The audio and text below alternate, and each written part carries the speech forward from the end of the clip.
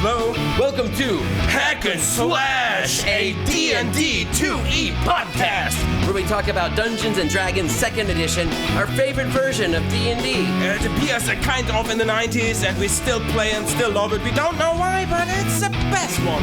Yeah, we're very nostalgic for this era, so we talk about all things related to it. We hope you enjoy. Yeah, much fun.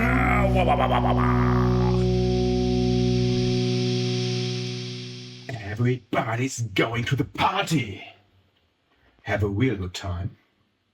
Dancing in the desert. Blowing up the sunshine. Blast off, it's party time. And we don't live in a fascist nation. Blast off, it's party time. And where the fuck are you? Where the fuck are you? And where the fuck are you? Why don't presidents fight the war? Why do they always send the poor? Yes. That's it.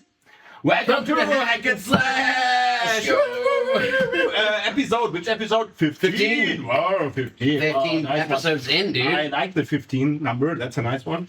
Did you recognize the quote? Yeah, well, 15, we're getting up there in age as individuals, but also as the podcast. So for new viewers, we should probably let them know. Yeah. We have a little quote at the beginning of each of our podcasts. If you've listened to our podcast before, you know the deal. But what we do is we take usually rock lyrics, sometimes other things, and In the last speak them poetically. mostly rock lyrics in the last episodes, right? Because I stick also to it. Yeah, But you did rock lyrics this time. Again, and also like the last times, like I think we stick to the topic now, like these rock lyrics topic. You're sticking to rock. I've always been doing rock lyrics. Yeah. Sometimes you don't do rock lyrics. Right. You're breaking. You're like, you're total chaos. Oh yeah, totally anarchy. Even though you said you're neutral good and I'm chaotic good, but you're the one that's breaking up the. Maybe it's my inner child. But did you recognize this rock? I did actually. A lot of times that you've given me we always have to guess what the other person said as well. So we start the podcast every time, and what song it is or what it's from. And sometimes you've thrown shit at me. Actually, I think almost every time that you do the lyrics at the beginning, I don't know it, but this time I love that song, dude. System of a Down. No, totally. Bring Your Own Bombs is BYOB. Bring Your Own Bombs. Yeah. So super nice. It's not really from the 90s, but the band is from the 90s. From the 2000s, 2005 right? around. Yeah, because the Iraq wartime. It's from the fourth album. Yeah. But I love the band and I love the song, and it fits totally again to the topic, kind of, because Our topic today is desert. Deserts and Dungeons and Dragons. D&D. D&D. Yeah, welcome to Hack and Slash. That's here. I'm Jay. I'm Hack. And I'm Slash. Nice to meet you guys. I put my phone now away because I don't need it any longer. And but our topic today is deserts, and it's funny you pick those lyrics because we're like a 90s themed kind of we're a nostalgia podcast as well. We talk a lot about 2nd edition Dungeons and Dragons specifically, and that's the version from the 90s. But sometimes we go to the 80s or the 2000s, just old school shit, Yeah. And that today we're talking about deserts, but the reason that they kind of wrote that song, I think, was like it was the Iraq War in the U.S. It was a kind of protest. Totally like these. Why the presidents don't fight the war? Yeah. Why they always send the poor? And in Iraq, the desert image. I remember being in the U.S., living in the U.S. at that time. The imagery of deserts was like, and War of the Desert. That was in. Also, the Gorillaz had that song about it. True. Yeah. And so that's why that I think that fits in. Totally. Yeah. With our I search a lot for like desert songs and had like also like Black Hole Sun. Oh, Black Hole Sun would have been rad. Super cool. I love that. That music video is insane. It's so cool. And Felix, I asked Felix about like shout out to Felix again. Listeners, if you listen to us, Felix. Yeah, listen to our older podcast and you will learn the Felix lore. The Felix lore. And I asked him like, "Hey, do you what kind of song do you sing like when you think about deserts?" And he was like, the first was like Black Hole Sun, and I it was also my first. Yeah. But I love that song, but also it's kind of like I heard it so much it kind of annoys me already. You know, like oh, it's like yeah, Really? it's evergreen, but it's kind of like yeah, okay, whatever. And then I was like searching more like for deserts because it's not really about the desert. Okay, Black Hole Sun fits totally fine to the desert scene. Some you know? Dark Sun style shit. Cool. So then I found like these from System of a Down. I love System of a Down so much, you know, like I had to pick that. So Yeah, that's that was, cool, like, man. So cool. Thanks for doing the work that time because I am so busy. I can't even take 5 minutes to figure out a good desert song. They broke it down. I'm like, oh yeah, shit, dude. Yeah. Nice. I probably would eventually come to Black Hole Sun as a night. I always try and go for the 90s. I think I ventured into the 80s at one point with my lyrics, but I try and really stay on point. Again, I tried and then I searched like and then I found something from Nick Cave, then I found something from Sublime. It was like by Summertime. oh yeah, summer. Also, Summertime. it's Summer songs. It's too far on the edge of something. I think like summer, like in D&D, like the desert is like this harsh, barren environment. It's hostile. The idea of it is scary and it's meant to intimidate players. But the idea of summertime, on the other hand, it's nice, chill, fun. It's It's cool, the fun. beach. It's like exactly. you know. So I don't think Sublime Summertime would have fit this at all, dude. And that System of a Down totally fits to that. Perfect. Yeah, dude. Good. Maybe the listeners and the viewers also mentioned that we are in a new space. Oh yeah, we're in a new space, dude. So we got out of our old space in the Vetting neighborhood. Yeah, and now we are in the real desert of Berlin. We're in Marzahn. And we are in Marzahn. That's the old ghetto of Berlin, kind of. It sucks. And it sucks. So all the poor people are living here. It sucks because of the poor people. It's not because they're poor. No, It's because they're Nazis. Yeah, now here but also so many people are from like with Migrationshintergrund. Oh yeah, So many with people, a migration background. migration background. Oh really? So that's weird though because like I thought this kind of neighborhood where our new rehearsal space is kind of known for having a bunch of Nazis living here. But also it has now migration immigrants living here. So many because It really pisses off the Nazis. because it's so cheap to live here. Yeah. But where we are here right now, it's more like for big companies and all that. So really like a desert, you know, like you can't buy any groceries or beer or something. So we bring our own beer. Yeah, I opened a new beer. To be unser Undi. And I have a beer here, and that is from a fan of us. Oh, you're taking this moment to do that. Yeah. Let's give some shout outs, homie, shall we? Yeah, but that's 9%. I can't drink the 9% right now. Drink the 9% right now. Okay. Get drunk. Okay, get drunk. Get drunk with. Get drunk with. The nature of this podcast is we start sober and then we drink during the podcast and get drunker. Today, we had such incredible stress with the technical We difficulties, already drunk a little which bit. is also an ongoing theme for our podcast, especially since we started video podcasting. Yeah. So we are already a little buzzed. Yes. We're starting this one not at the baseline of sobriety. And maybe you hear it already. The sound is not so quality. The sound's gonna suck. Then you know us. You don't know normally perfect and where everything's fine. It's again like out of a tin bottle or something. We're amateur as fuck, dude. But beer, this beer, it's Tamara beer. You know, like it's beautiful. It's like Yo. yes. Also, I know. I thought it's a turtle. It's not a turtle. On that's. Why don't you show them, dude? Yeah. Don't show me. So and this beer and some other beers we're gonna drink here. We got that from Mac Dungeon, and he painted that beautiful picture. You know. Yeah. Wow. You can see it on our Insta, on his Insta, Mac Dungeon. It's a beautiful artist, and he make a fan art for us and sent it me a great parcel with the pictures, with stickers, with hundreds of stickers from that.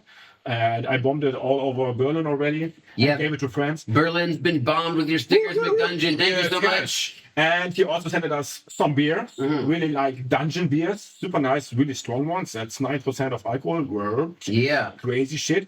So shout out to McDungeon. Shout out. Check him out. Check him out on Instagram. For sure. It's at McDungeon, right? Yeah, here. McDungeon, as you can see there. It's like it's Mac Dungeon. It's not McDungeon. It's not like McDungeon. It's like McDonald's, like Mac Dungeon, like Dungeon, yeah. the Monster Mac. You Yeah. know, that's a 90s reference. Ooh, yeah, true. Oh, that's really strong. And shout out also to Captain Sketch. I put the 2 gobbles here. I'm gonna show. Yeah. Also, thank you so much to Captain Adam Sketch. Adam Sketch. He built us some beautiful little gobbo figures. I'm gonna paint them in the next months anyway. So because we are little gobos and sticking to the We're gobos. definitely like if we were D&D creatures, would be goblins, dude. Lovely greets also to Goldie the Goblin. I Goldie. painted Goldie. Woo, woo, woo. Some Yeah. fans. Shout out to you guys. So thanks to Mac Dungeon, Captain Adam Sketch, and Goldie the Goblin, dude. Thank you guys so much for your support and love. Yes, we love you too. And yeah, thanks to all the other viewers, listeners. Yeah. So, Feel free, of course, to support us on Patreon and also just send us badass shit if you want. Like, we so love cool. it. Yeah. And just comment, subscribe, whatever. You know, like what Yeah, you all do that on YouTube. stuff people say on YouTube. But like, subscribe, and suck my dick. Oh, no, that third one's just my own. That would be so nice to do. But I mean, in a good way, not like suck my dick, not bitchy. but like, hey, would you Hey, would you suck my suck my dick? dick? Because Nice way. maybe I'll suck yours, and we can just have sex with each other. You know? That reminds me of Deadpool. We watched Deadpool. Yeah, we saw Deadpool. Oh, that was a good. Good movie, man. That was so much fun. I loved watching Deadpool and Wolverine with you, and you know it's funny because I was thinking like how out of the two of us, like I always thought, oh, I'm like Deadpool and you're like Wolverine, but honestly, I think it's like we kind of have the traits of, you know. True. Yeah, because you're also very verbose. Yeah. Maybe even more than me. Really. And that's why I was thinking. Because I don't think so much about what I'm saying, and then I just can think about things that are said after I heard them by myself. You know, like how should I know what I think? Well, that's the thing, because When I don't heard it before. Deadpool's like super witty and stuff, and I feel like I got the wit, I got the fucking, I'm a stage performer and shit. But then, You think so? in terms of, I am. I go on stage and perform. I'm not talking about the quality of the performance. You be the judge. of that. No. You think of the wit, you know, like you have the wisdom. You think. I'm a witty guy who makes funny jokes off the top of my head, and I'm impressive in social situations. Fuck you. Good. Wow. That's real Jake. But I think you like talk more than me. So, Yeah. I mean, like, and talking fast and blah blah blah. You know, like, because in Deadpool, there's always this joke about like some people are like, does this guy ever stop talking? You know, when they're talking about Deadpool. And so when they said that in the movie, I was like, that was the moment where I was like, Makes sense. maybe Flo's Deadpool. You know? Yeah, I think I have a Wolverine side and a Deadpool side, and you have the same. You know? Yeah, I've got this like rage. I mean, too. and your hair and all that, you know, all this Viking style kind of. But you know, you're a little. I feel like you're a little more in control of your rage than me. like when I'm out of control of my rage, I'm full on berserker barrage. yeah, that's Like, totally Wolverine style. And like so Yeah. But but I don't know. Yeah, I had to rethink it a little bit. Yeah, So, makes which- sense. Which Yeah. one are we? I don't know. Yeah, even Deadpool has more this feminist side kind Yeah, of. You know, Deadpool's like a little. Yeah. little clumsy and blah blah. So that's maybe more me. Could be, you know, Yeah. like, and you are more like this dog. Yeah, like you You know, used to be like a a wolf. hairdresser, right? Right. Yeah. Like Deadpool would be the one of the. Although sure. Wolverine's claws would be nice to see. Like the Chainsaw Man. No, not Chainsaw. No, the Scissor Man. That's the Edward Scissorhands. And Chainsaw Man. Chainsaw Man. You know, like the anime. You know that Chainsaw Man with chainsaw arms and chainsaw face. What the fuck? No, I don't know that. That sounds awesome. Yeah, that's weird. There you go, guys. We're totally talking about Dungeons and Dragons. And by the way. deserts. Cool. That was the podcast. Goodbye. Yeah, D&D. We're done. How long we are in? I don't know. I don't know. We don't have any. Our technical difficulties made it so we have no frame of reference. We have nothing today. We're We are just really back to the 90s. Cool. So let's talk about D&D and deserts, right? Yeah. So, what is your favorite desert in Dungeons and Dragons? The only two I know are the Anauroch. What is that? That's the biggest one. I don't know the English name, Anauroch or something. And Kalim Shan. So I can show you. I don't know if you can see that. I No, think you not. can see the Right? corner of the Yeah. map. Here's Now, a corner of the you're map. really fucking it. Yeah, I fuck it up. I'm sorry, but here's a map. Yeah, okay. We will show you guys. There's a map of the Forgotten Realms, and in the north of the Forgotten Realms, there is a big desert called the Anauroch. Okay. So and this one is like growing every year, bigger and bigger, and scientists and kingdoms don't know why and how, and they think maybe evil gods are behind that, maybe wizards are behind that. They don't know.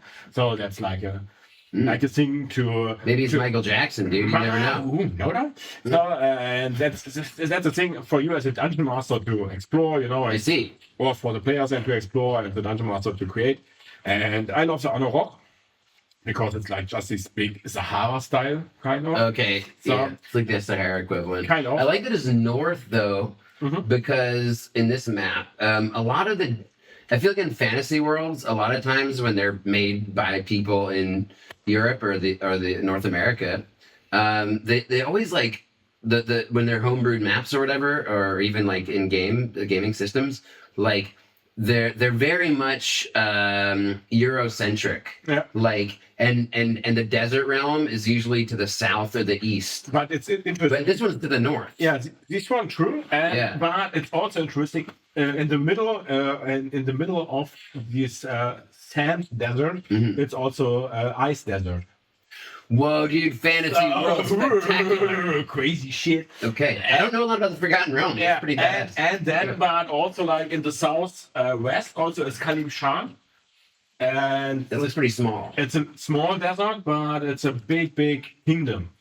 So it's a kingdom from merchants, Ah, and dude. there is Kalim Hafen. So and there is always war in there, and if in this country, Kalim Hafen, Kalim Shan. But if there wasn't not so much war in just this little country, there would be maybe the mightiest country on the whole planet of Faerun. Even bigger than Tiefwasser, than deep water. So, but just because of all the sheikhs and blah blah, all the kings there are fighting each other, they don't grow. They don't grow anymore. But it's also a desert. So, but a smaller one. But Anauroch, it's really like chaotic desert. You don't know why it's growing, and it's eating all the kingdoms around it. It's more like the barren, hostile. Yeah. You go out and you'll die in the waste. Yes, But yes. Kalim Shan I can see is much smaller, so that's more like probably like maybe the north of Africa. more chill. Yeah, it's Kind of, you know, like Morocco or something. Yeah, you know, yeah. like the edge of Sahara, and then Right, Anauroch is a right. big Sahara. You know, where Yeah. no one will survive. You know, kind of. One thing I was thinking about Kalim Shan though is I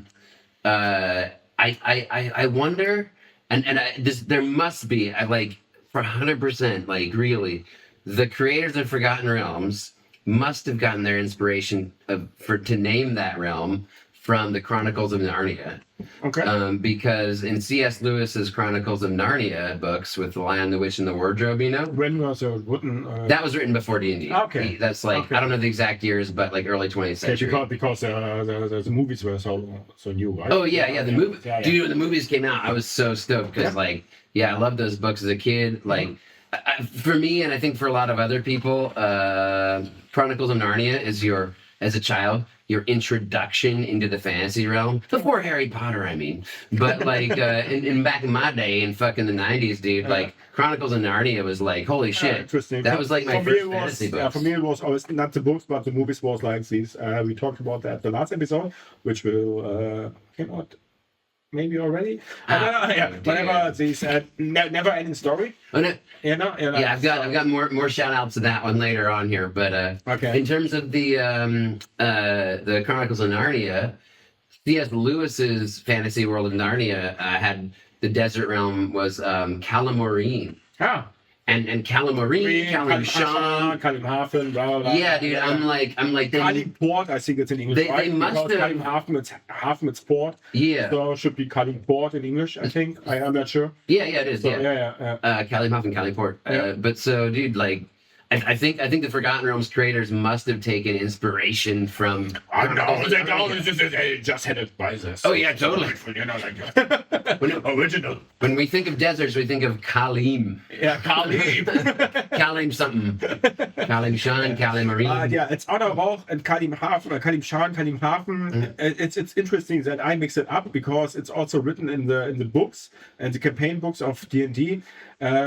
That the people of Faerun always mixed up Kalim Hafen or Kalim Port and Kalim Shan, because when you say one, you say also the other. But Kalim Shan, it's not only Kalim Hafen, you know, or Kalim Port. Kalim Port, it's inside of Kalim Shan. Yeah, Kalim Shan's the realm. Yeah. And it's got Kalim cities inside. Yeah. And Kalim Port, it's the main city of Kalim Shan.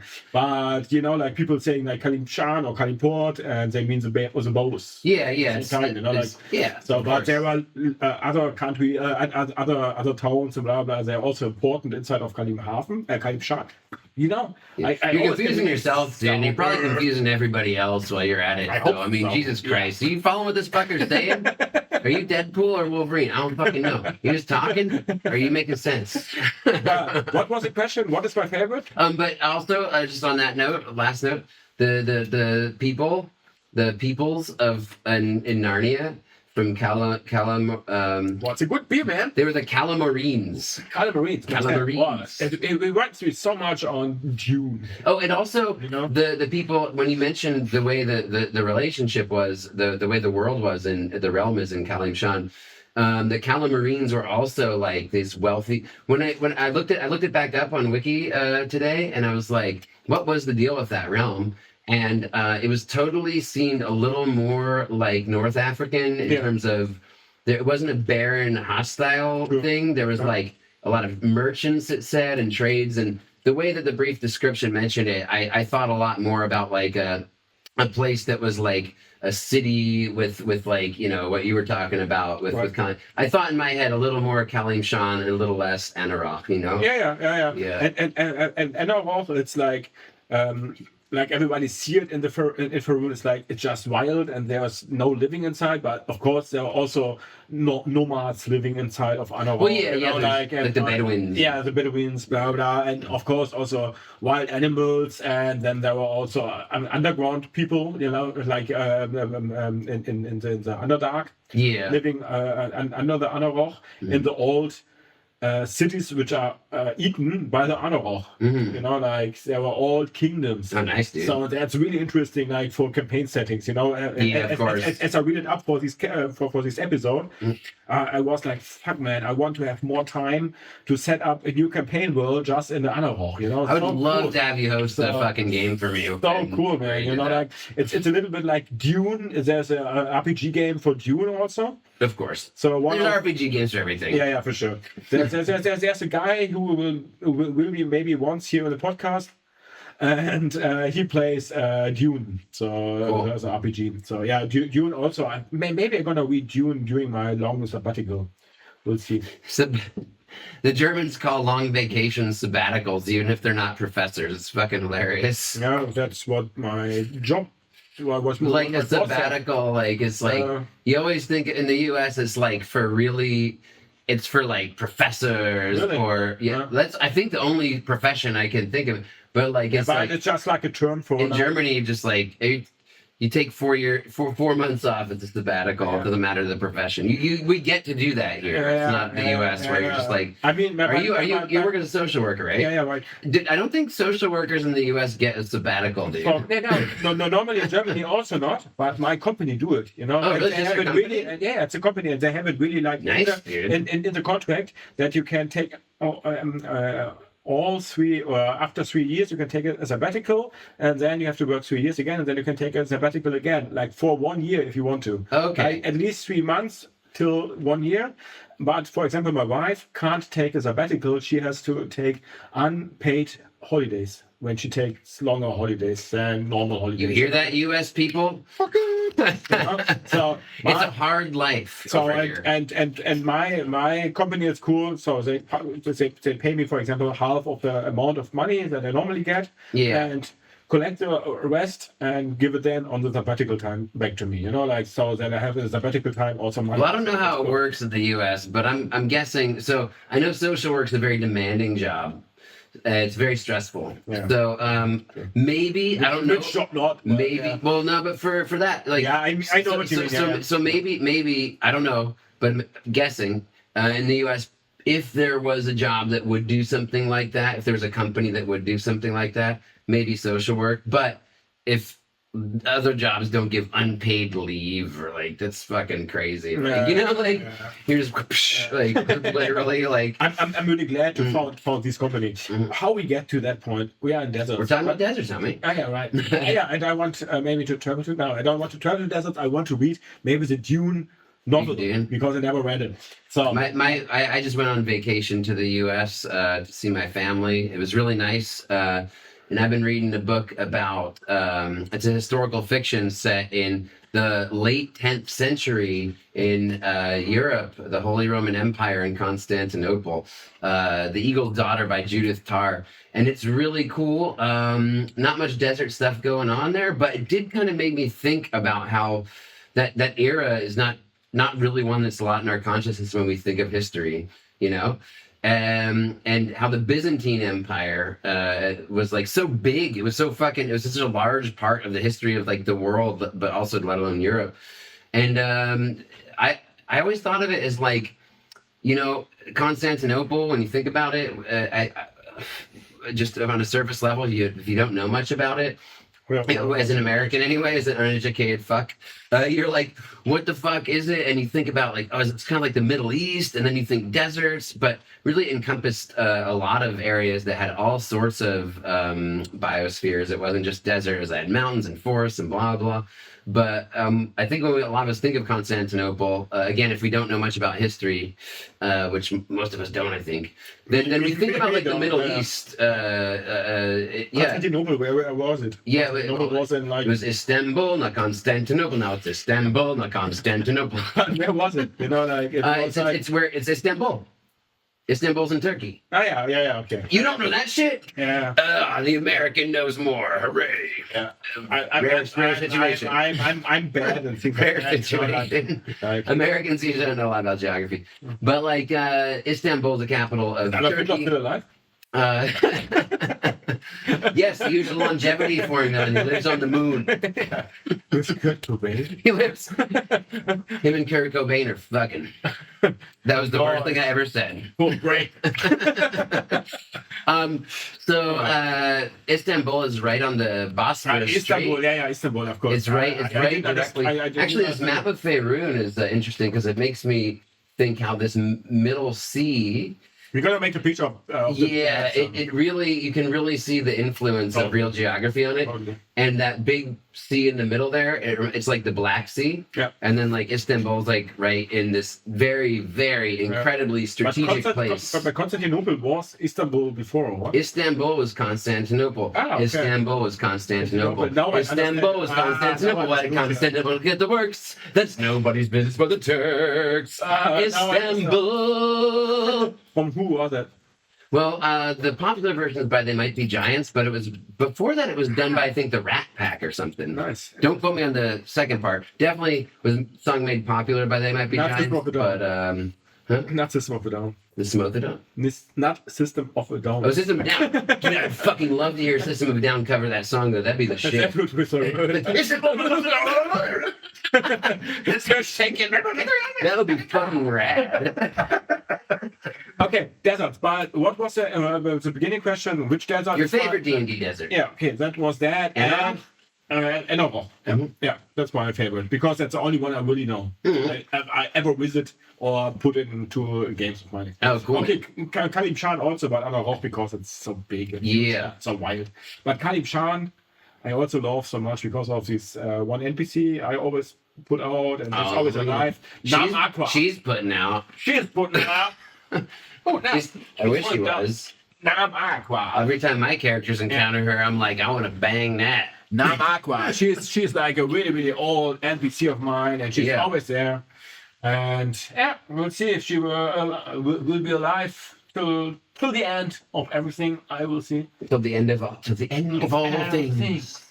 We'll see. So, but yeah, it's an old NPC, and she is also like a traveler through the world. You know, like she's now with by Rome. Yeah, you've made a nice little story for her where she can be incorporated to any campaign because she's like a realm traveler. Yeah, she has very clever, Flo. Never been done before. Genius. as man's Genius. Genius. Oh, genie. Yes, we talked about genies. Oh boy, we want to go to that topic? Okay. Now, what's your favorite desert? I was wondering if we'd follow up with my answer to that question. Dude, that's rad though. Yeah, it's also from the Nice genie, homie. It's a nice genie. Well done, genie, dude. Yeah. That you made that? No, I didn't paint that. I just made the base. Oh, you Put up the broken paint glass, you know, like put out of the broken glass, you know. It's a real glass. Attention, it's really shit. No, that's why I made the. Yeah. Okay. But it's beautiful, right? Yeah. I know. Okay. What's your favorite desert? Well, before I answer that question, I should probably pop them another beer. Give me all those 9% or Mac McDungeon motherfuckers. Ooh. I'm gonna get crazy. What was it then? This one. Shout out Dom, aka McDungeon. Thanks, McDungeon, dude, for sponsoring our drunkenness. So good. My favorite. Oh, cool, dude. I was just gonna eat. What the fuck? Yeah. Oh, okay. I know you Germans can open beers with anything, but like, what the fuck your is that? Like, open it with a fucking carabiner. With your eyeball. Okay. With your beer. Thanks, dude. My favorite desert is, and this might be all we talk about from now until the end of the podcast, the entire world of Dark Sun. Dark Sun. Of course, we talked about Dark Sun today. Dark Sun, dude. I don't know any specific deserts in any worlds. Yeah. Okay. But I just love Dark Sun. Yeah. I love Dark Sun. It's the campaign realm. I never played Dark Sun. I never did either. That's so weird. You know what's funny, dude? It's fucking post-apocalyptic world, and I really love that thing, you know. So let me speak a little about Dark Sun. Dark Sun is, yes, it's a post-apocalyptic world where there was once a lush and thriving kind of standard D&D environment, you know, based off Northern Europe or whatever. But then the apocalypse happened, and now there's like these sorcerer kings, and there's like ziggurats, and it's kind of based off Mad Max, except in the medieval fantasy world. And the sorcerers, the wizards are like kind of evil because every time they use magic, they're draining more of the life force. So it's almost like this fucking.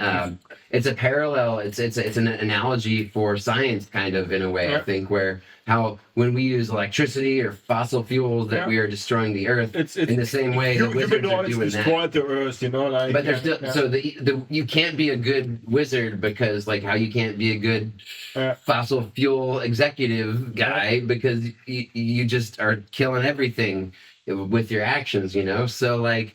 But I just love that apocalyptic feel, and I never played it, but I read the books when I was a teenager in the 90s. I read it by Troy Denning, Troy Denning was the author of the books, and I did a little looking up on him. He also has done a lot of other fantastic stuff. I think he wrote some Star Wars shit and stuff. Okay. But the dude wrote the most badass battle sequences, and when I was researching stuff, even better than R.A. Salvatore. Who? R.A. Salvatore? Yeah. I like this. Well, that's the thing. So R.A. Salvatore was like, he's the guy who wrote Drizzt Do'Urden books, right? That's the dark elf of Forgotten Realms. Right. And I think that dude had a lot of knowledge about sword fighting. Because he's a sword fighter. He's a sword fighter, right?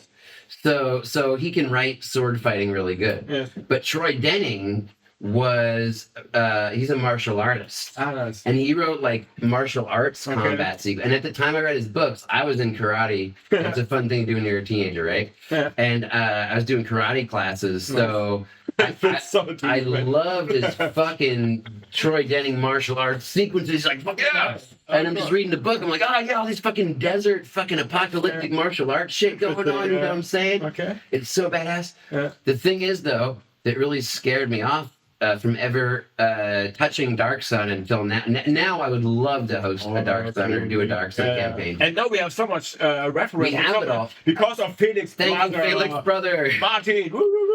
Martin. I bought all of Martin's old Dark Sun. Yeah, I bought the German stuff. He bought all the American I stuff. bought the English So Dark Sun. kind of, we have all of the Dark Sun stuff here now. We collected So the Dark Sun. Yeah. Someday we're gonna play Dark Sun, dude. We have to. It's gonna happen. Oh, come on. We got the fucking posters falling off the wall.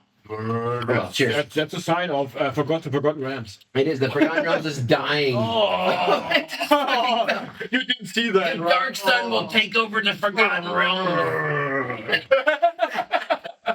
That's a sign. The sign that we need to get out of your Forgotten Realms world and play Dark Sun. Yes. It literally is a sign. I mean, That's what that is. It's no problem. We We need to have play Dam this. Aqua here as a ring to jump into different Post me realms. up a Dark Sun, would you? Yeah, but dude, what's this Byron? I have to see. You know, like he has to. Well, will figure out.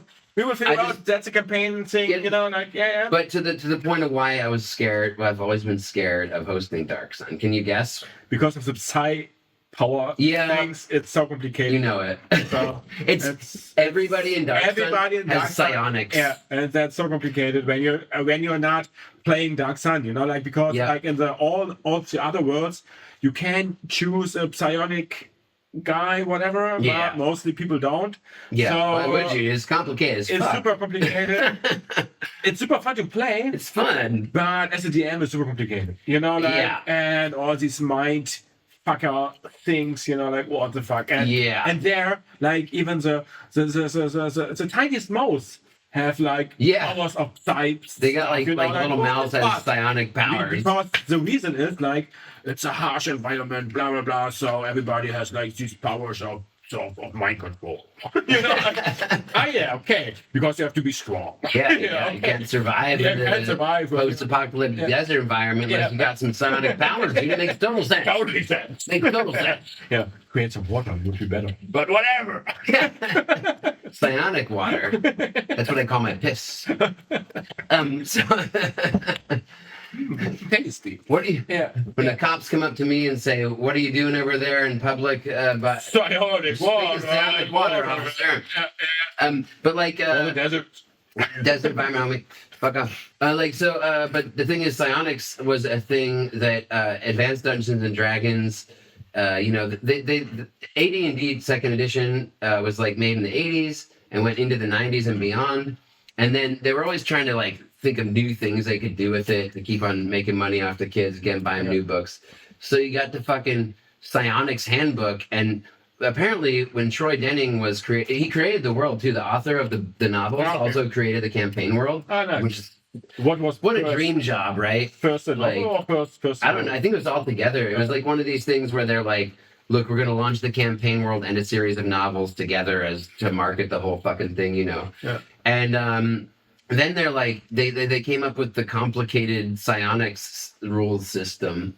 And they were like, let's add that in here. It's not even so complicated, but next to all the other complicated second Second edition's like rules, complicated, a complicated. So then you have to make more math, you know, like, okay. yeah. More math. Put More math. intelligence together with that, and then you have the PCP points. Yeah. Psionic Psionic power income points. Yeah. So it's like okay, it's super fun to play. Psionic. It's fun. It's yeah. so cool because when the powers you are read so the rules interesting and it's a cool book.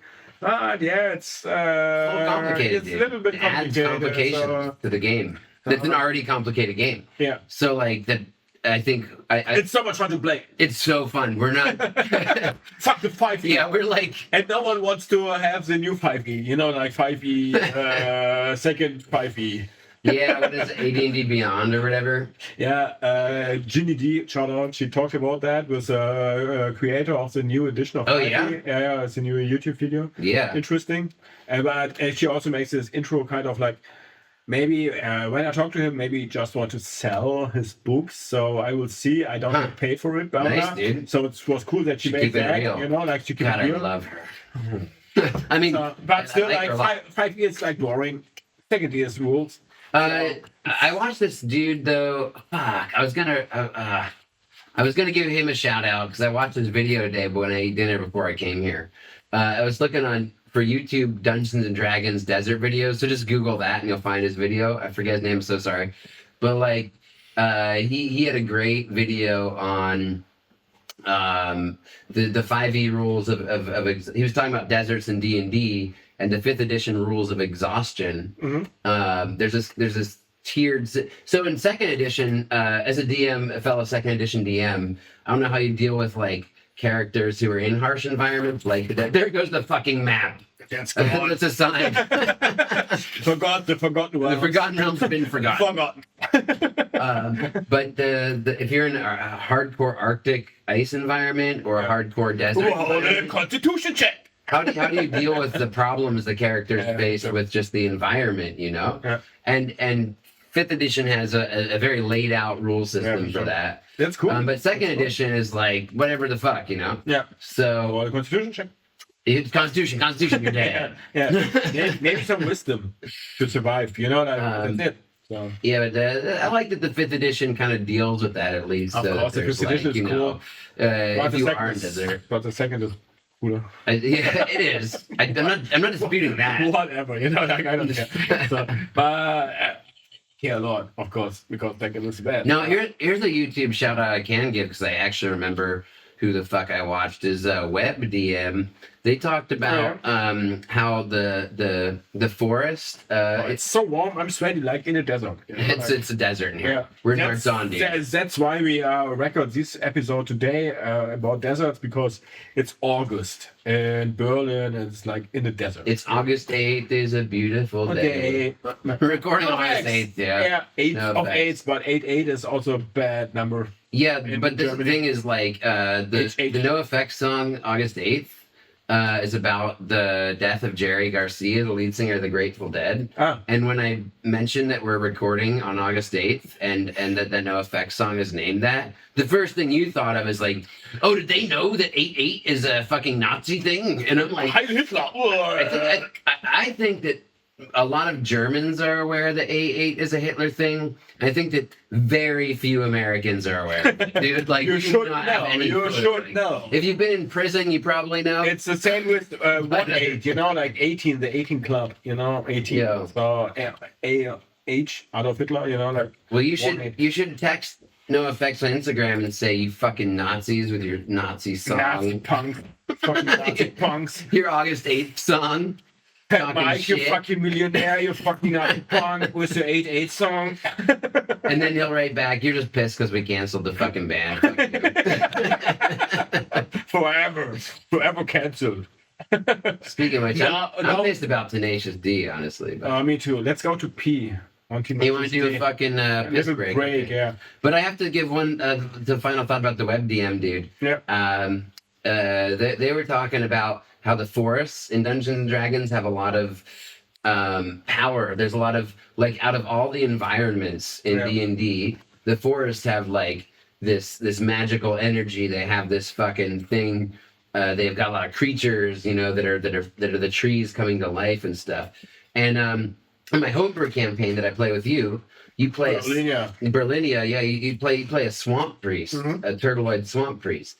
And so because you made that character and it's a homebrew campaign, Rundhals, I kind of was like, dude, I want to endow the swamp environment with the same amount of power and energy and attention. Okay. That's why I bring the show today. That we're getting to that later. Okay. But like, I wanted to give it the same amount of energy and attention as the forests. I'm like, the same way the forests are in standard AD&D 2nd edition. Let's just go with that guy with the swamp. And we've had so much fun adventures with Rico as the swamp priest there. For sure. But I think, like, if you're a cool creative DM, you can really do that with any environment. Sure, So with desert, with ice. you could do it with the desert. For sure. But the desert, it's more challenging, I think. I think it's more challenging because the desert is like so barren. Dude, what I saw about like one other environment, it's a whole other topic, but I really think we have to talk about that once in another episode. It's clouds. Clouds?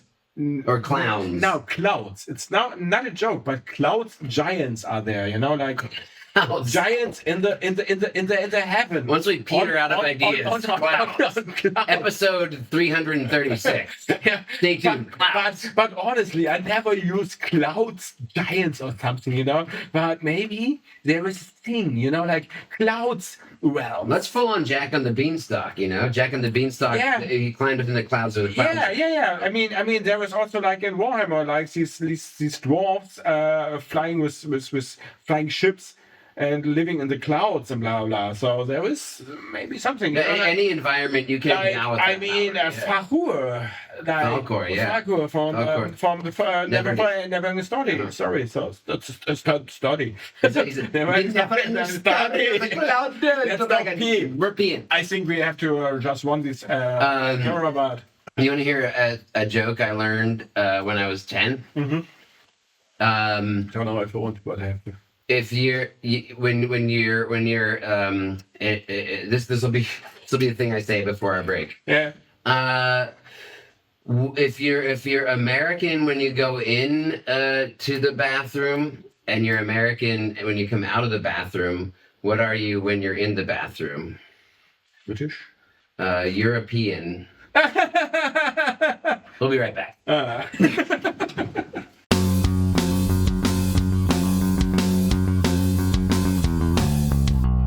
And we're back. Yo, cheers. There we go. Which beer are you drinking?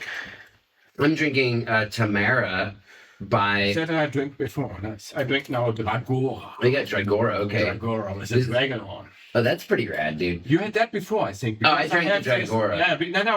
Yeah, months before. You know, like because I have this picture out of your flat. That's pretty rad, yeah. It's like Dragora. a Little Red Riding Hood type figure defending against dragon breath with a hops-shaped shield. But this one is like a sexy chick in the water with magical hops, and that's rad. And that's a 9% thing, right? This is a 9% beer. Yeah, I'm getting fucking hammered. 7%, 9% ahead already. Hammered. So good. Thank you, McDungeon, to getting hammered. Thanks, McDungeon. Okay. We're too drunk to talk by the end of it. I hope our one listener who stays till the end is McDungeon, because you did this. Thanks for that. Full. I appreciate it so much, honestly. For real, dude. Yeah, same. Thank you so much for this artwork. It's so fucking rad. For all the stickers. For even the other stickers you sent at me, us, I split half, completely half. And what else you sent it? Yeah, I think that's it. You know, but and after the break, we do German word. German word of the day. And today we make it really easy for you guys. Yo, And also for us to remember. It's we need that. It's desert. Desert. Desert. The German word of the day is desert. Desert. No, it's the English word. The English word, the German English. I don't know. Should I do the German word because I'm German? Well, yeah. I mean, yeah. Would you try to do it? I'll try. It's got an umlaut. So let me try it. Yeah, it's hardcore. Let's hear it sounds with an umlaut. Oh god. The umlaut is totally. Umlaut is the two dots that are above a vowel. Or the U, the A, or the U, the O, the AOU. Yeah, has the umlaut in German. Yeah. So, is it Wüste? Is that a good umlaut with the U? Wüste? Yeah, sounds good. Wüste. Wüste. Wüste. Wüste. Wüste. You want to hear a fun fact about the German word for desert? Which is Wüste. Wüste. Wüste. Desert, Wüste. Yeah, there you go, dude. There's your cultural thing. Wüste. With W, you know, Wüste. Yeah, and so you know my last name, yeah? Wüst. My name is Wiest. Do you know where that's from? Is that okay to? Yeah. It is because it's on my Instagram as Jake Wiest Berlin. Yeah. I'm public with my last name. It's a German word. Hide it. It's your German roots. I know. Yep. Yeah. Wiest. And Wiest should be like could be like from the Wüste. It's from Wüste. Yeah, makes sense. It's a derivation of Wüste. Ah, nice. Yeah. That reminds so me. it's some. The German word Wüste, when my family name came about, was it meant desert or wasteland, or it also could mean an abandoned settlement in a wasteland area. Oh, interesting. So somewhere in my family So history, they survived there. there was some fucking guy just chilling in a shack in a desert. I guess. Nice. I don't know. Yeah, Not bad, man. Oh, that's so cool. When, yeah. That reminds me of my old character, Wasteland. You know, like Wasteland, it also means like a guy who is like rough and like raging. And he was like a Kender halfling guy. I was a Kender. Kind of, but it was not in a D&D campaign or in a D&D game. It was like in a Midgard game. It's a German role-playing system. Okay. But it's like the roots are D&D, of course. And I called him Wüstling. You know, and he came from the deserts also. I didn't paint him, but he is like a little halfling guy. Hey, named Wüstling. Yes, nice dude. Okay, I think it's time also still for a thing which McDungeon sent us. Yeah, dude. Let's down that topic. Because McDungeon sent us so much cool stuff, like really cool art stuff, and I said to him, we can read his letter. I haven't read this out loud yet, so Yeah. I might stumble over it a little bit. Yeah, that's true. But It's a nice letter, really nice. again, if you send us things, we will give you a lot of attention on our podcast. That's the main point. Your own fault. You wanted that, you get it. If you want it, yeah. So Goldie the Goblin always wanted to be here. I know, it's McDungeon. send us nudes, and we will show them. Yeah. No, just me. Just but like, just send us news. We won't. Yeah, maybe. No, if you want us to show them, we will. And if you don't want, then we won't. still- Just send us nudes.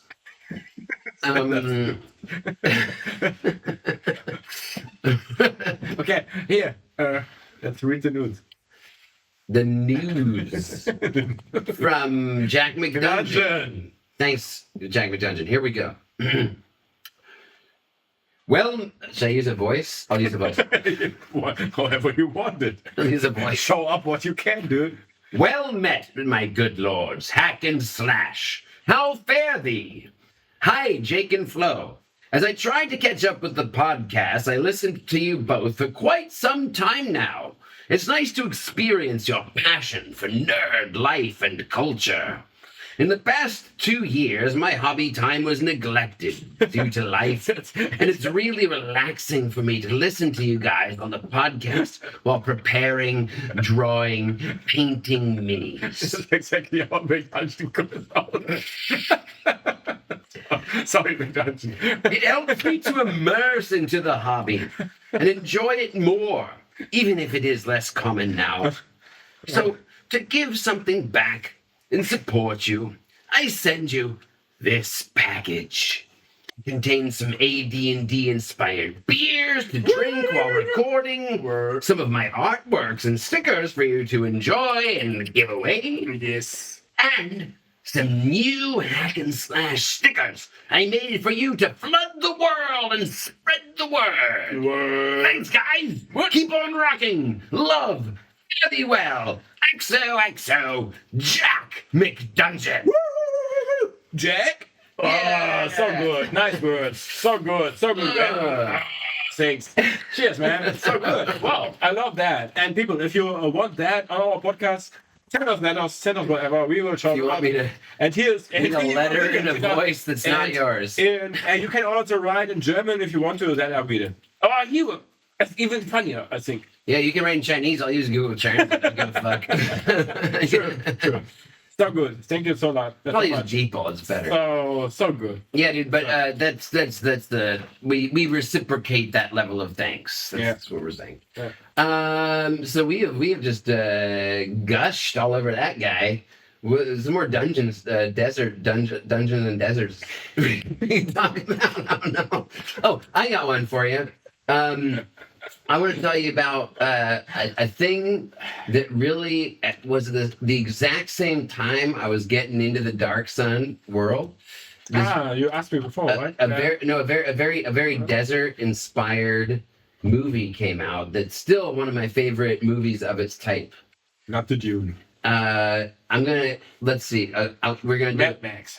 It's 1992, 1992. Wait. desert themed movie. That's the crystal. Dude fighting with a scimitar, exploring dungeons in the desert. 1992 scimitar. A guy who goes into a dungeon in the desert, finds a gem, and his little pet monkey steals it. Damn it, that's not Indiana Jones. No, we're getting close though. Warmer. Damn it, I know it. The name of the movie rhymes with a class that's in Dungeons and Dragons. One of the classes. You've got bards, you've got rangers, you've got paladins. Paladin is the answer. I don't. Paladin rhymes with I don't know. Aladdin. Aladdin. Yeah. But you mean there's a cartoon? The Disney movie Yeah. cartoon. Okay. It's like, Yeah, nice. I loved it. Oh, nice. We got Gene again. The genie. I loved it. Robin Williams, dude. Fucking, True. that was like a badass D&D adventure, man. Yeah. True. Like Yeah. that whole movie. Yeah. But the thing is, like, I think in our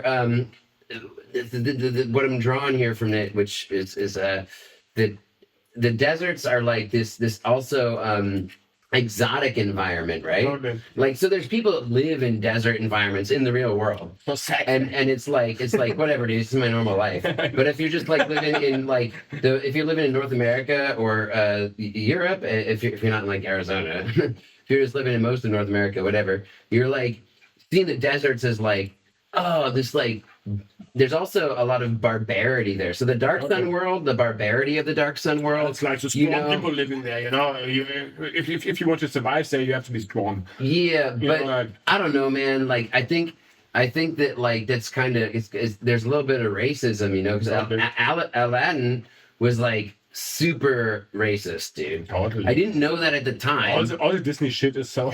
Well, all the stuff before, like from the 20th century, is like Deadpool and Wolverine. no, they've caught up with the times now because they have to. But like back then, dude, like Aladdin was one of Disney's last most racist movies. I don't dude. remember really. So why is it so racist?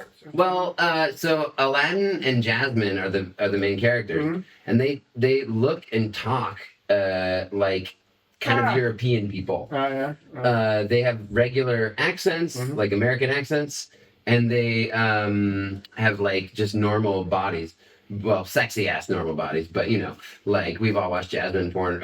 You have, right? Oh, anyway. But the other ones, they're like all the other Arabian dudes are like, they're just these ape-looking guys, and they speak with like these accents that's like super racist, like.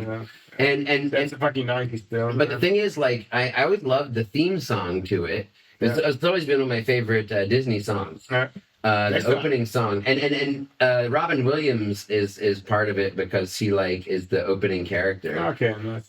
But the song goes, the opening line of the opening song of Aladdin goes, "Oh, I come from a land, from a faraway place where the caravan camels roam." Okay, we're in safe territory so far, right? Like that's like Dark Sun. It's like Khalib Shan. It's like whatever, dude. Okay, cool. And it goes, "Where they cut off your ear if they don't like your face. It's barbaric, but hey, it's home." Oh, nice. And that part got cut. That's no longer. If you watch the movie now, it's like it's not. They got rid of it. Yeah, that's that got like the people from the Middle East were like, "That's racist. You got to stop that shit. Fuck you." Yeah. And Disney actually like got rid of it. Yeah, they cut off your ear if you don't like your face. It's like maybe that was true. I don't know. but it gives. That's racist shit. But they're not. They did that in Europe too. In the European history, Yeah, for but sure. you don't see Disney's European history movies that's true. talking Yeah, about that that's shit in their opening song for their opening movie. You're not seeing Cinderella, which was set in medieval Europe, and it's like, then we raped a bunch of bitches and fucking killed them because that's what we did in the medieval Europe times, I was a POC suit. It's a bad. It wasn't the white people, so it's like, so I really appreciate that they fucking changed it. But on the other hand, I mean, I feel- like they had to, like because of the pressure. Well, also, but I also, as a kid, I gotta guiltily admit I fucking loved it. Yeah, That fucking even the game was so well, like the video game was badass, so good, like so cool. But like I just love that line. I love that. It opened up this like world in my head. Yeah, of, this like harsh this environment, exotic, hardcore, like the desert is like exotic, everyone's killing each other and stuff. Like how rad. And I mean, 3 or 4 years ago, I went to Morocco. And it's a harsh environment, and the people are crazy there, like not crazy, but it's different, of course, than Europe, like they're living like next to the desert, and you can feel it, like they're, I can't really explain, like, but it's exotic, it's harsh. Exotic, it's different. But I bet that the number one cause of deaths for children isn't gun violence like in the U.S. So I'm just saying, probably not that exotic and harsh and barbaric, Like, what if you're just like, I mean, you see, maybe 1,000 years, like, it's gonna be like, then the children were shot in this horrible place where a bunch of psychotic fascists ruled. What's the real barbarian? I mean, you can see there on markets like monkeys on chains, and you got a snake on your neck to make a photo, like things like that, and then you totally rescue the snake, and then you see pyramids at the back and blah blah, like things like that, Yeah. So it's super interesting. Well, as a white fucking people, like so. It's so different to our environment where we live.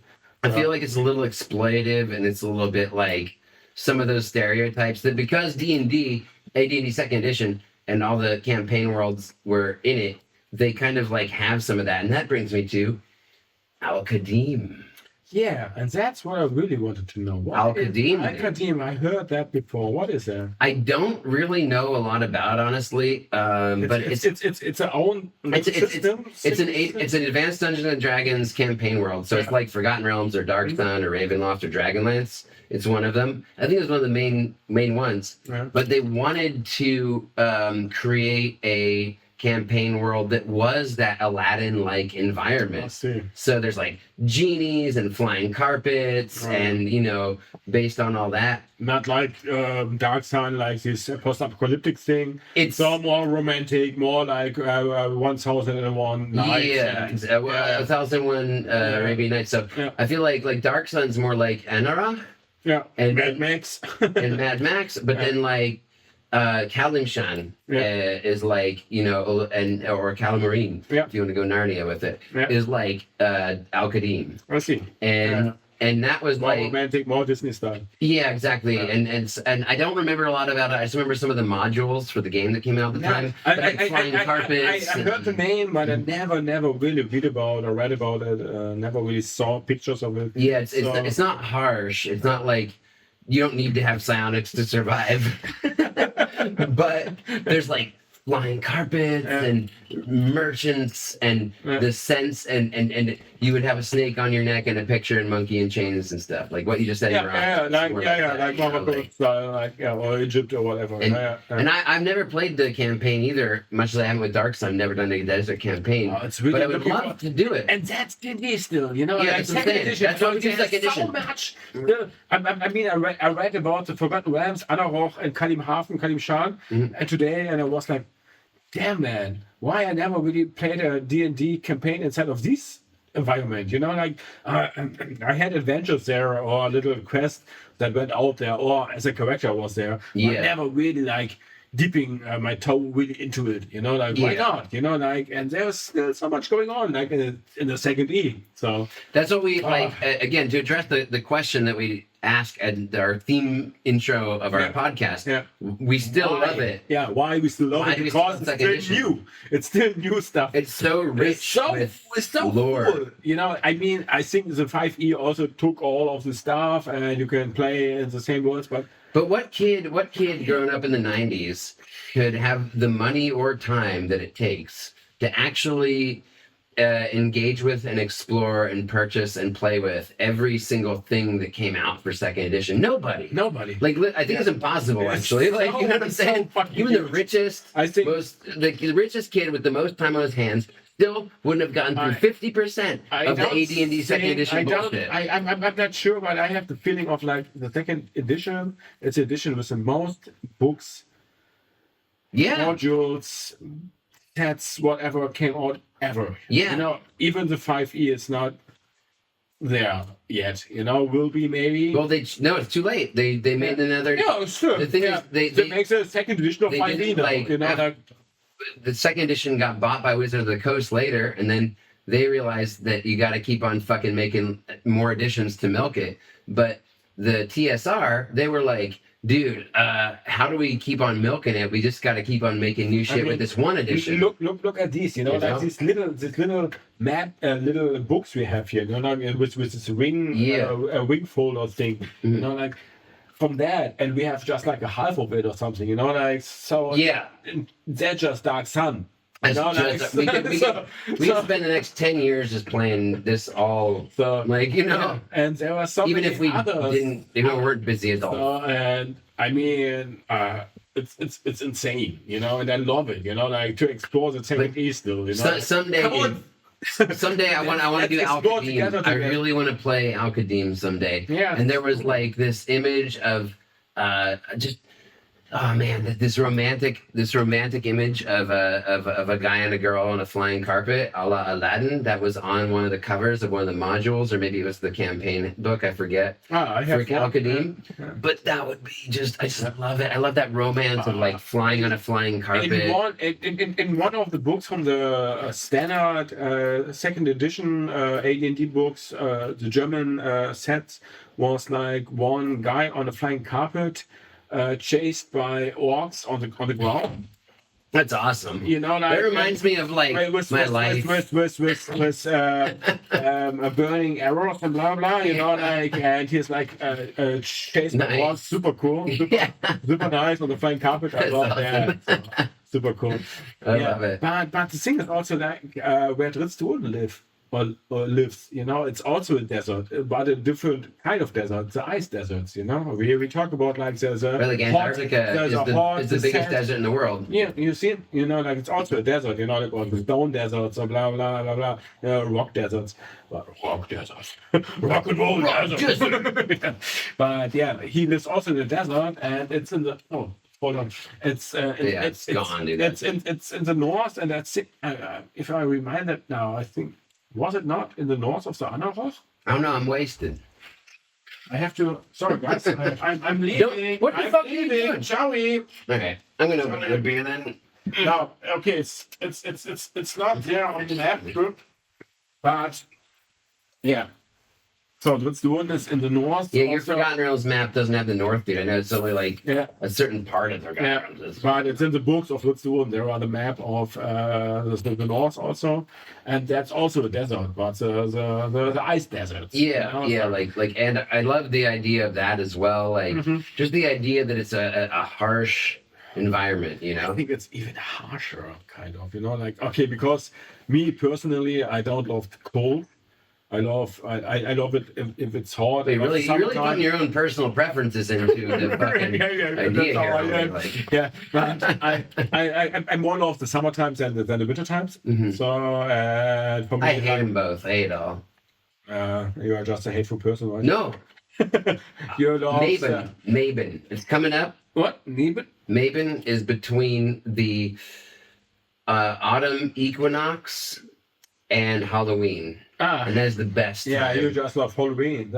I just love when things are cooling down and the harshness of summer is going away. Yeah. And the leaves are all turning color and the crisp smell of them. Oh, I fucking love it. Today I read like a quote from, I don't know who that was, but I forgot, but it was like something like, in the summer times you get all the energy to do things, but you are so wasted because of the heat, so you just have to sleep. Yeah. And then it's the winter time again, and you have all the ideas what you want to do in the summertime. Creative. You know, so like the idea that's like the idea of the mental or the physical. Yeah. Like you have your mental time in the winter because your so physical time is destroyed by the environment.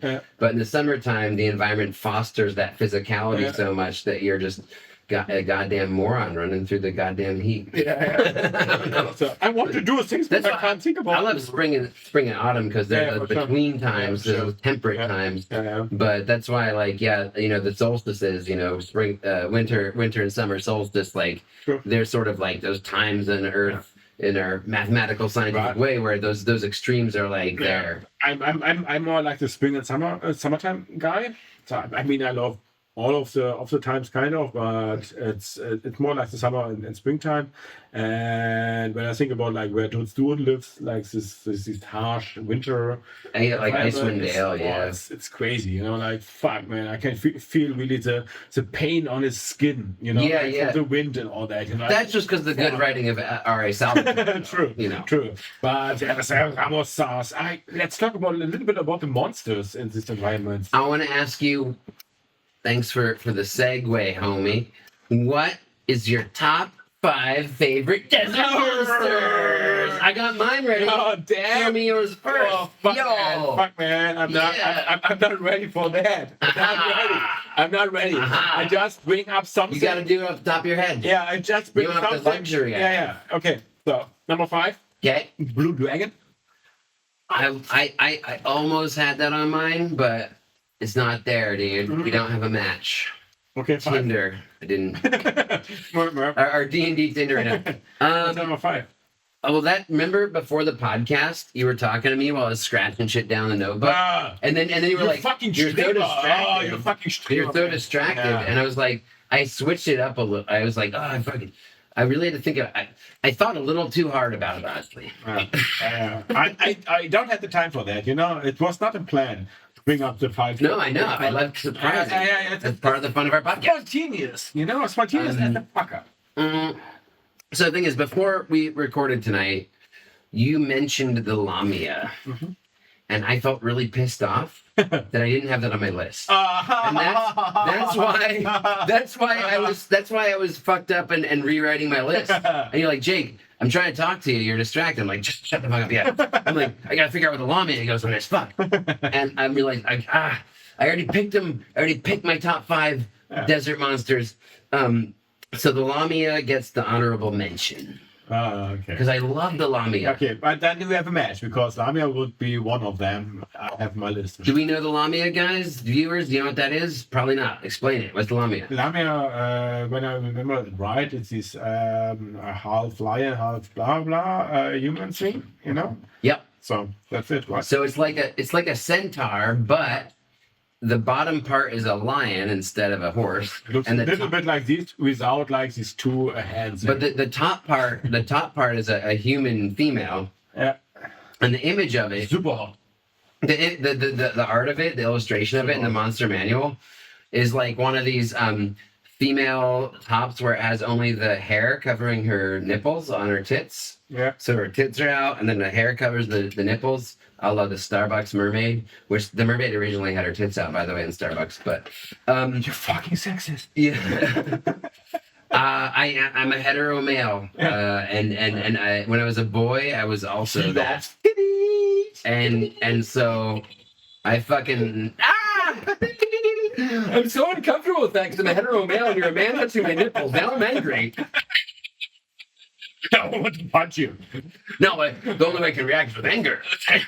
Punch you to the desert. Sexual aggression. Makes you, I create sand out of you. Punch you as long as you become. Because I'm a hetero male, I'm a bad person. Now I can react with anger. Okay, what is your number 5? The Lamia, though? Number 5? No, it's. But the thing I love about Lamia, though, as an adult who's not just a horny little bitch ass kid, I love that she's a tricky one. Yeah. Because the Lamia lives in like wastelands and can fucking trick people. Which again, that is a sexist fucking trope where like a sexy female monster is tricking people with lies. So I don't like that as an adult. I think, to be fair, like, I don't know the Gesinnung. What was Gesinnung? Like evil. I don't know if it's evil? lawful, chaotic, or neutral, but she's evil, dude. What was Gesinnung in English? Alignment. Alignment. Yeah, thanks. But I just loved. I've used the Lamia in some campaigns because when the characters go into these harsh wasteland environments, you want to pull out some desert shit. and they go into some ruins, and then like she's tricking them. And I had this great scene in one game where like my friend was playing as a Weemic, which is an African based one, you know. Yeah. So it's also a lion. It's like a centaur, but it's a lion bottom part, but a male top part. Although there's females too, so it's like just whatever, like a human top part and a lion bottom part. And there was a great sex scene with the lion and just imagining like this fucking. Is that so? Yeah, number 5 now. Number 5 is. It's a Lamia. It's a Lamia. Number 6 is honorable mention. Okay. This Lamia is number 6. Number 5 is this guy right here that you pay it up. Brutus. You pay it up, Brutus. But he's not a real guy.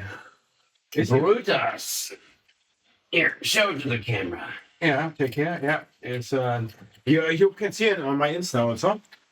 With like on the top on a turn spin, turning thing, like these turtleoid creatures. Yeah, okay. and so you painted this character up because he's a swan. But he was a boss. He was a boss in my campaign of a dungeon.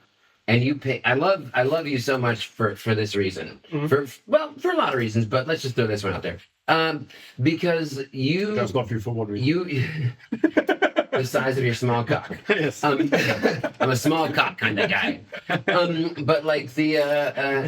It's not hurting. With you. It's just soft. With you, the insides of my asshole are safe. It's not bleeding at all. You're really drunk. No, this I'm not. I just tell the truth. This is well, actually, you were drunk. Yeah. But you made this guy because he was the final boss of a campaign that took place underneath a giant turtle, and it was in a swamp. But and he was actually, there's a whole story with it. Like he was, I know. he was an incarnation of a wizard who had tried to do good and then ended up turning into a monster because he had some hubris and whatnot. But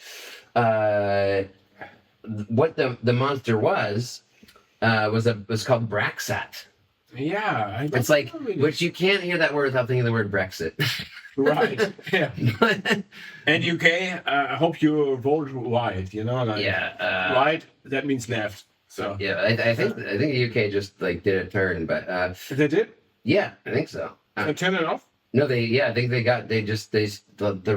right just got the fucking slammed there. Anyway, but the race riots, yeah. So I mean, but because just of like probably whatever. Because of that, though, you know, like. But I have contact to good of UK people, short of to the guys. Whatever. It's the worst shout out I've heard in my entire life. Names in of Instagram. Never heard a worse shout out. I'm sorry. I'm too This guy. Yeah. You said you weren't drunk, but I don't believe you anymore. I'm drunk. This is Braxat. He's a Braxat. What is a Brexit? What's a Brexit? Well, the English people got upset because of the not whites. I have monkeys. What? Impossible night and Manchurian. Fuck. Damn it. I'm sorry, but you know what I mean. You know who I mean. I mean you. Nigel Farage? What the fuck? I don't know what you mean. Like, look, this guy is fucking, he's from Dark Sun. Yeah. Did you know that? No. I took him from Dark Sun. Oh. He has psionic powers, and it's a giant turtle guy that roams the wastelands. I found him in one of the, so the thing, again, how TSR kept cranking out material without making a new edition. Yeah. And they had the Monster Manual annuals. So every year you kind of buy a magazine with like a couple hundred new monsters, you know. Right. And again, that's why we're still playing the game because there's still new stuff. What kid can play 200 monsters in a year? Yeah, you know. So like. That's from Dark Sun. Yeah, and it's from the Dark Sun realm, and it's like a turtleoid that wanders the desert environment. Yeah, it's a giant like turtle creature. Yeah, then it's this one. Yeah, I know what you mean. Is he in your fucking Dark Sun book, dude? Is it that? No way. Shot track? No, it's Brexit with B, it was like Brexit. Okay, then. I thought I made that pretty clear. I know. I thought it's just a English word or something, you know, like. No, it's with B. I think it's in. Yeah, okay, it's not here. It's like. Well, you have the. No, dude, it's not. It's not. You have the Dark Sun. You referred to your Dark Sun Monsters Compendium 3. Yeah. Again, there's a big sign of like shows how much TSR was cranking the shit out. Okay. That's the third Monsters Compendium for the Dark Sun campaign specifically. Yeah. I'm talking about a creature that was in the regular monster manuals that were cranked out that weren't campaign world specific. I thought the third is just like the third in a row of D&D. Like there was the first monster companion for like whatever. Yeah, like, and the then general. The second, the general. And the third is just for Dark Sun, I thought. No. There was like 1 and 2 for Dark Sun ones? no, dude. Like No? they had monsters compendiums for general, Yeah. and then they had monsters compendiums also For different worlds. for different campaigns. Yeah. So they were like it was like a machine. It was like a factory, dude. Like But just for Dark cranking- Sun, there were different ones. Yeah, Oh. yeah. There's Dark Sun 1, Dark Sun 2, Dark Sun 3. There's Ravenloft 1, Ravenloft 2, Ravenloft 3. God. There's regular one. You see, It's AD&D second edition. Why? you can Five, just keep whatever, you on. don't- There's so you much don't- material there. Okay, that's number 5. Yeah, I but he's mean, gonna we try- are in hour 2 already. I don't know, dude. Whatever. I can't keep track of time because yeah. of our technical difficulties. Fuck off. This, What's your 5? that was a Blue Dragon, I think, right? Okay, what's your 4? My 4 will be the Rakshazan. Oh, The guys with the turned up hands. right. These cat guys. Yeah. You know, like, I don't know what and why is that with the hands. I don't But that's know. one of the very few D&D monsters that is from like Indian mythology. Is it? I think so. Yeah, could be. I might be wrong, but I makes think sense. so, dude. Yeah. I think it's like Yeah, but we might see so much on like desert people, you know, like because of cats. Yeah, the wild tigers, cats, yeah. tigers thing. I don't know. the Rakshazan, yeah. Rakshazan, you know, like what the fuck, you know, like And that's from the first monster manual. yeah. So that's my number 4. But they're also don't Blue they, Dragon with lightning. doesn't the power. Rakshazan also have like illusion powers and stuff? I'm not sure. Yeah, I think so. Dude, again, this is one I haven't explored, but I love it. I love the picture too, the image of it in the AD&D second edition monster manual.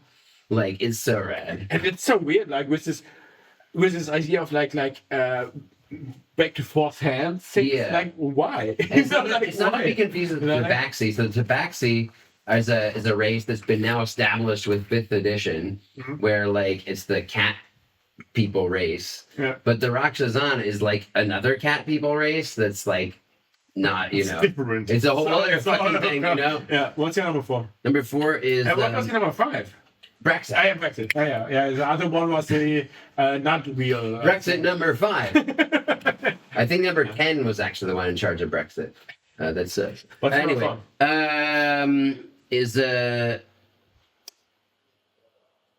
yeah, the Scrocky dude, the Scrock seat, What is which it? this is a and this is from first edition or the canon monster manual, the first monster manual of second edition. It's an elemental.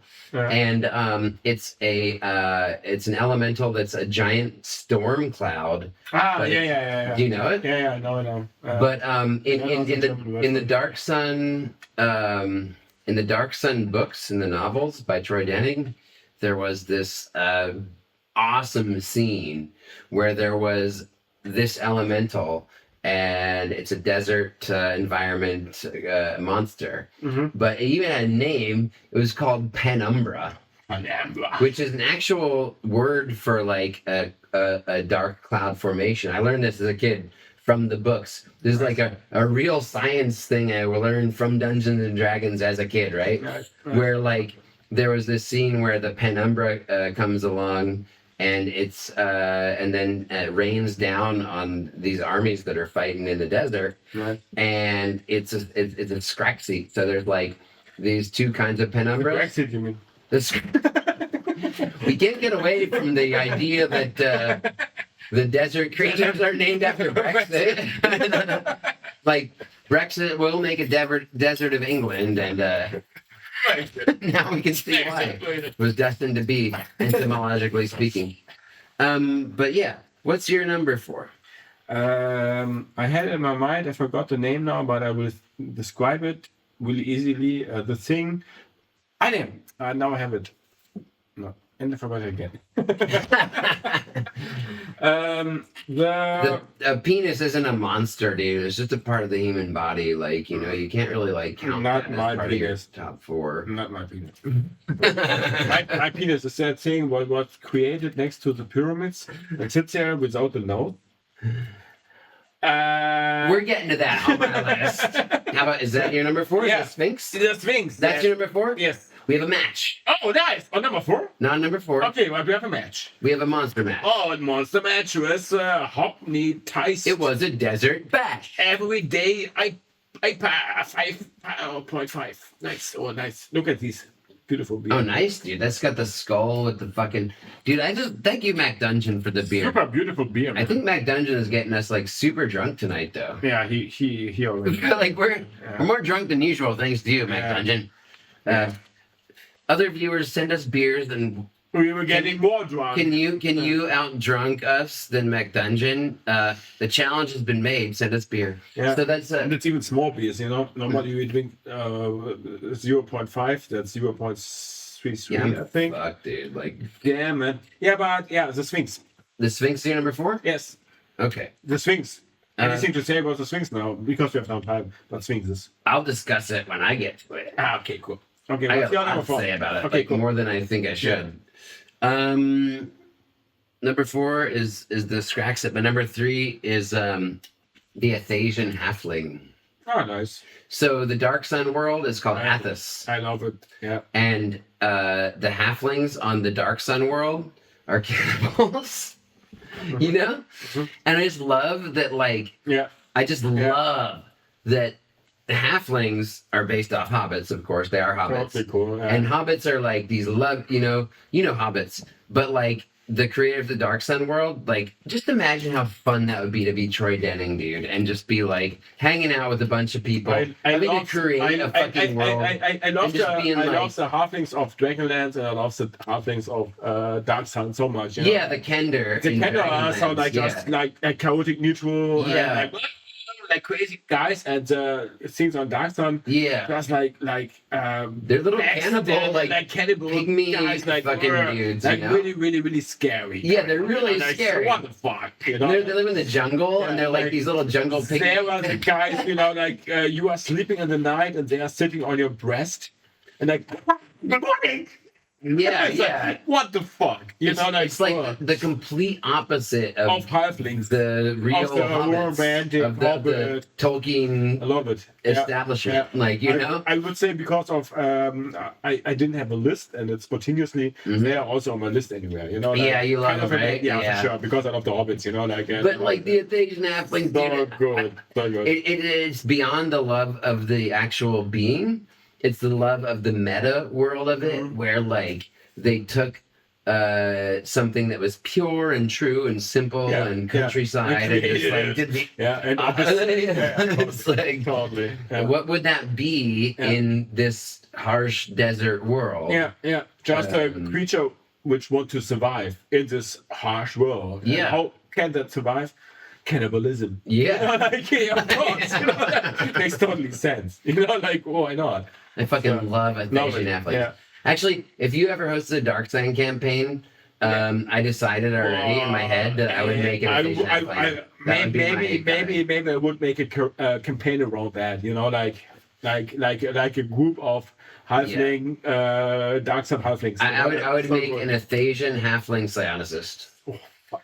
So he could. So complicated to run, you know. He was fucking. Okay, my number 3. Was it? It's not in the sand hot deserts. It's in the ice deserts. Oh, really? It's a Ramorsage, these ice worms. Oh, the Remoras. Remoras. Yeah. Which Jon Stone is fighting also. Yeah, yeah. I guess his first time there. Do they shoot lightning out of? Yes. Yeah. Big fucking purplish worms Yeah. on thousands of legs, kind of like a centipede. like a centipede, kind of, you know. But then their top part has like the like a little bit like a dragon. it's a little bit like that lizard from Jurassic Park that yeah. The Philosauros. Yeah. When Newman's there, Yeah. going good girl. It's Sweet girl. barely a 90s reference. I think Jurassic Park was out in like. I still work at the Jurassic World, so peace out. Yeah, Hamburgers. How about number two? Number two. My number two is Sphinx. Oh, So you already mentioned the Sphinx. Nice Sphinx. I Chips. love the Sphinx. Yeah. Okay. Tell me what. Just the when you think about the Sphinx, you think about the desert. Cool. If you're not, even if you have known nothing about Dungeons and Dragons, if you're just like, what the fuck is that?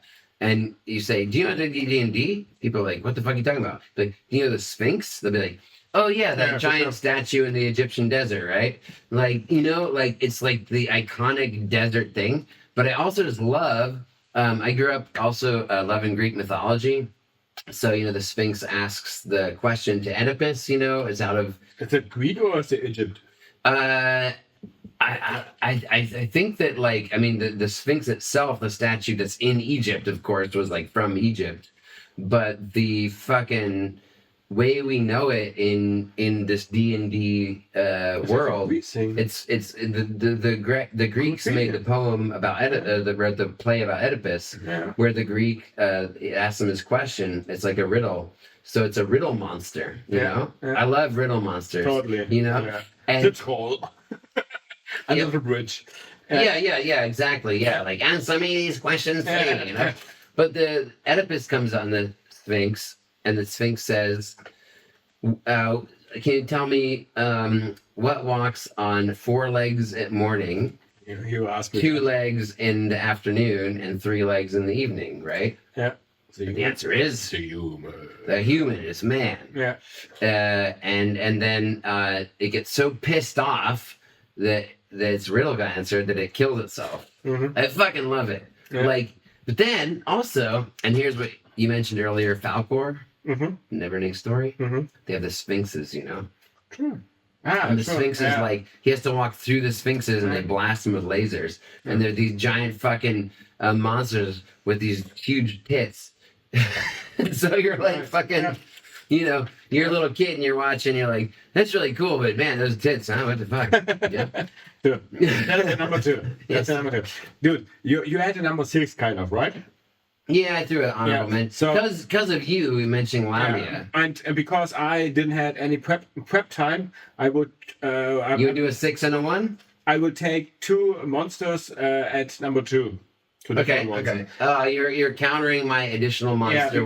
Because normally I had 2 and 1 for 2 different monsters, but I had right now a good idea for number 1, and I will keep for number 1. Keep it for number 1, dude. So what's your second number 2? My second number 2 are I have 2 monsters there, and they were regular monsters which you always use or normally use in D&D, but I think they were fitting so well. Don't say spiders. No.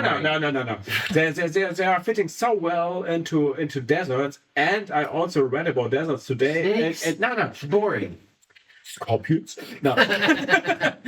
Scorpions are not boring. And they're fitting so well into deserts. Are man scorpion? No, it's beholders and illicites. Beholders. I don't know why. It's not really desert stuff. It's not really. I know, but for me, it feels like they. That doesn't count. And it elicits also, I don't know why, and I also read about them that they are often in deserts. Illithid, like mind flayers? Yeah, both mind flayers and mind flayers and also beholders are often in deserts. I don't know why, but and that's why. I don't know why either. I mean, I'm fucked. And that's why I bought of the Guinness today.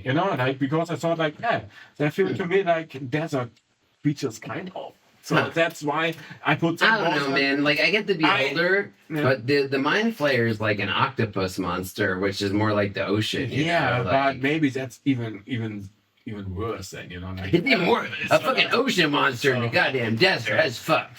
Whatever, I was not prepared, so that's my second two. That's these two monsters. I love that. Whatever, it's your turn. Number one? Yeah. My number one desert monster is... Well, I've got a genius idea. Oh, nice. Oh, fuck, I forgot the genie. Oh. The genie. Damn it, could be my The number genie, two. Yeah, homie. the genie, man. Of course. Yeah. Okay, I tell you my number one. Okay. It's the mummy. I was gonna throw in mummy. It was really hard. It's like my number 7. That's like the one that's below mummy. Like, I love the mummy. I love the idea of the mummy. I love the mummy. Yeah. But like, So it's a mummy. So I know. That's number 2 would be the genie. I forgot the genie, man. I have the mini here. When I was thinking about my own list, I thought of, I was like, there's not many desert monsters. What can I do? That's it. Wow, so many. I struggled to think of number 5, and then like I over the course of days started thinking of other ones. I'm like, oh, now this is a challenge because, again, as the web DM dude mentioned, the forest monsters get a lot of attention. It's very easy to, like, if you want to rank your favorite monsters and you're talking about forest campaign, dude, you've got such a diversity. And I was like, deserts, what you gonna fucking do? And then, like, I realized there is a lot of deserts. I wanted to throw mummy on there. I love the mummy, but each of these ones has like a personal relationship with me that the mummy doesn't, kind of. What's the movies? The mummy. The mummy, yeah, with Brendan Fraser. So good. I know. Good. I know, but like, I had to pick Genie as the first one for another movie that I loved growing up, which is called Aladdin. Aladdin, but Aladdin, yeah, I love fucking Robin Williams as that, right? Like, it's one that I loved Robin Williams growing up. So cool. I loved him in Mork and Mindy. I was like, I grew up with Robin Williams, dude. But heart is bleeding, like because of his death and blah blah. Yeah, like, everybody will die. He's a troubled soul, man. He's a troubled soul. Totally, like a clone. Like, I also like weekends, like he was pissed off at Disney, for using reasons, for sure. Yeah, because Disney's a bunch of fucking assholes. Despite our love of Deadpool and Wolverine for milking the idea of Disney being watch it, man. But and girl. But dude, the genie that when I was a teeny little kid before I got into D&D. Did you love the series? The little genie?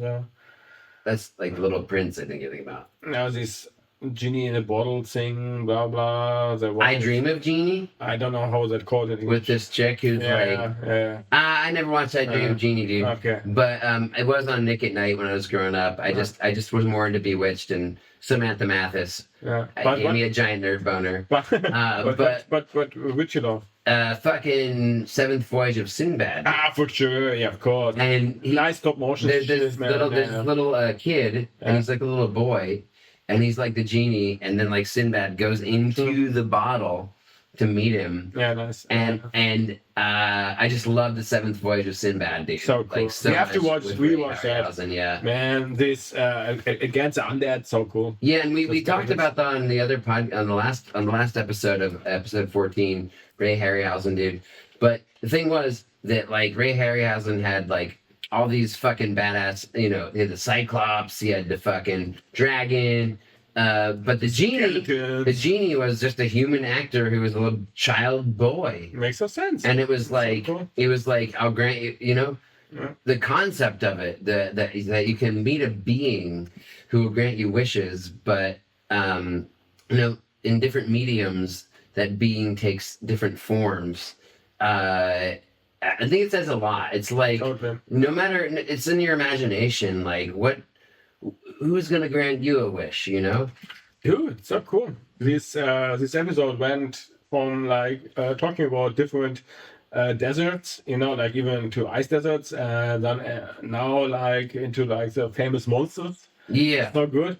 I could talk a lot about like which spells are useful in deserts, blah blah. But I want to talk about spells even in other episodes. Yeah, we'll have a future episode on spells for sure. Let's wrap it up for today, I think. Right? That's it. let's make a little like teaser for the next 2 episodes. Is that We good for you? never know what we're gonna do though. Not really, not really. But it could be that we have guests. Yeah, So- they might ditch out on us. Yeah, though. that's true.